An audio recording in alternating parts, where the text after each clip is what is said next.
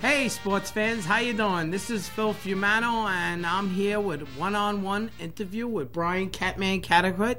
How you doing, Brian? Hello, Phil. Nice Cool. to be here. Nice. All right, so let's get started. We got to get collecting back. That This be is what good. we're trying to do here. We're trying to make yeah. awareness, and I appreciate you Yeah. working with me and making awareness of our national pastime Because I hobby. used to do that all the time as a kid. I used to love collecting baseball cards, you know, and I'd love to just make sure that I had everybody's card. And I used to even at Burger King, they had the cards, the Yankee cards, remember? Yes. And you went there and you collected a set of Yankee cards. Yeah, Yankee Burger King. It was like 1981. They made yeah, them. it gave you. All right, I can go to Burger King and get the set of baseball cards, and you collect them all. You know, it was Even fun. the cereal boxes. It was fun. The Yeah, the cereal boxes, used the to give you. Hostess cakes. Even if they give you a collectible baseball card, let's say today, if they did that with some cereal, that would be nice. Like to bring that back.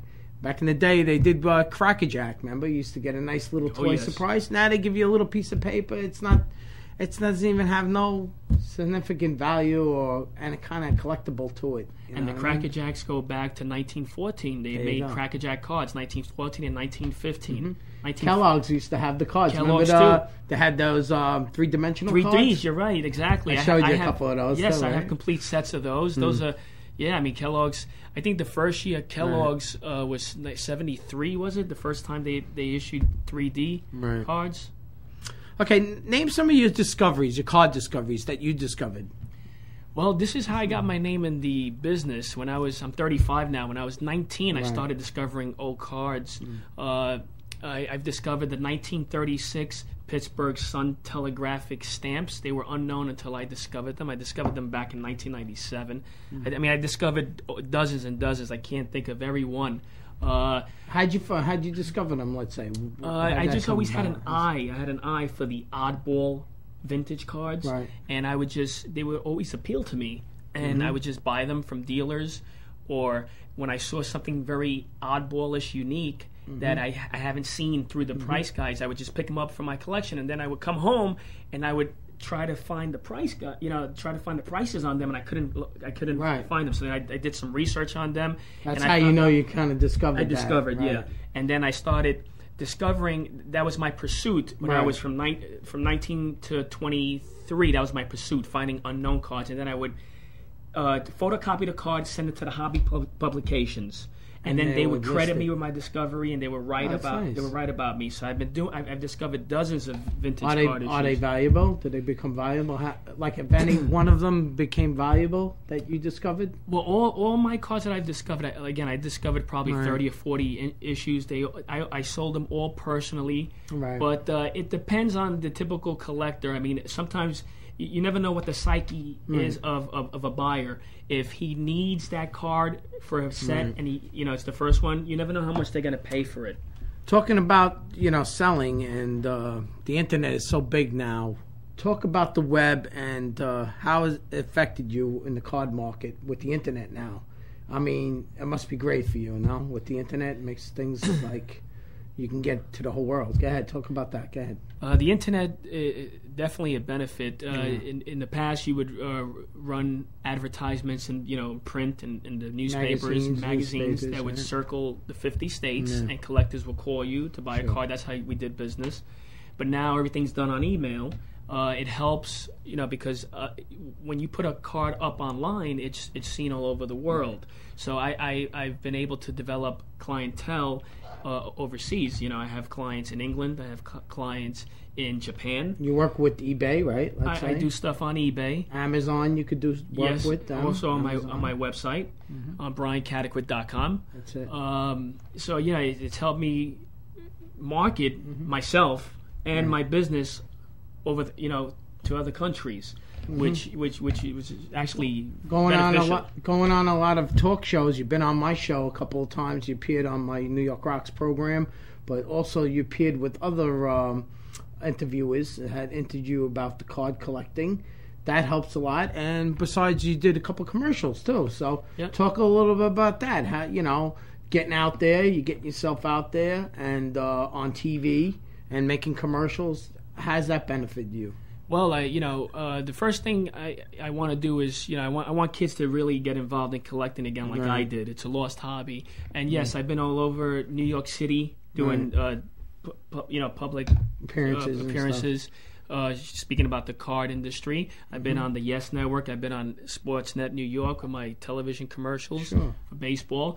PBS recently did they have a show called History Detectives. Right. One of the producers called me up for advice. You're very involved. That's what's good. You're very driven, and you got a passion for collecting and passion for what you do.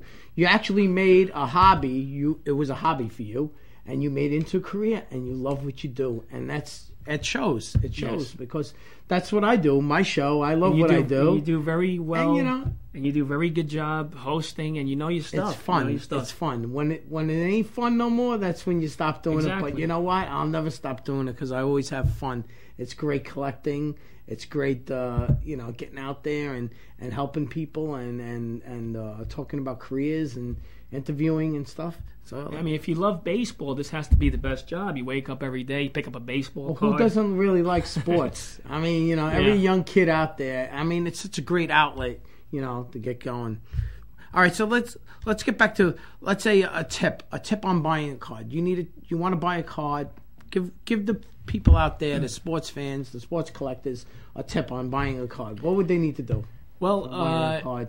Let's say a famous card or any kind of card. Go ahead. Right. If you go into a card show or to an auction, you're going to spend money. You're going to spend a lot of money on a baseball card. Mm-hmm. You got to be careful because here's one tip. I can't give away all my tips because the business is very competitive. All right. Here's one tip. If you approach a dealer's table and you're going to spend money on a baseball card, what one should do is you should always carry one of these in your pocket. Because there's a lot of cards that have been tampered with in a negative way. What I mean by tampered with is they've been trimmed. Trimming on a card is to make the card more presentable. Like, let's say if the card has the edges bent, has the edges rounded. Sometimes there's techniques that people use to trim a card to make it more presentable and call it mint. Right. So to the eye, if you're not aware, you can get ripped off. Sure. So here's one tip. Carry one of these around you, and you should actually... There you go. One of these around. Not everybody knows that. No, this is one tip. And you should know the actual size. The normal actual size of a baseball card is a 2.5 by 3.5 size. And before you spend, you're going to buy the card, especially if the card is worth a lot of money. You're spending a lot of money. And all the years, let's say, there's average size from 1957 through present the average size, because there's different shapes and sizes, especially tobacco cards were very small. Tell the folks again the size. Just 2.5 by 3.5 is the average size of a baseball card from 1957 to present. Right. Again, there's exceptions because there's different types of cards that were made, and you should measure the card. If the card measures 2.5 by 3.5, then you're buying a legitimate card. If it doesn't measure, then you know the card can be either trimmed or there's something that's called off-center. It could be counterfeited too. It could be counterfeit, but there's ways to check for counterfeit cards. There, you turn the back of the card and you have to check for little spots. There's different ways with magnifying glasses. You get into that when you're spending a lot of money. When you're on a real cards. Collector, when you get up to that level. Yes, and stuff. There's different ways to find. That's a different. Thing, but you want to make sure that the card measures to size, so you know you're not buying a trim card or a card that's off-centered, and maybe you can tell the dealer that's selling you the card, look, I found this problem, I can't pay this price for this card. So that's one tip. There you go.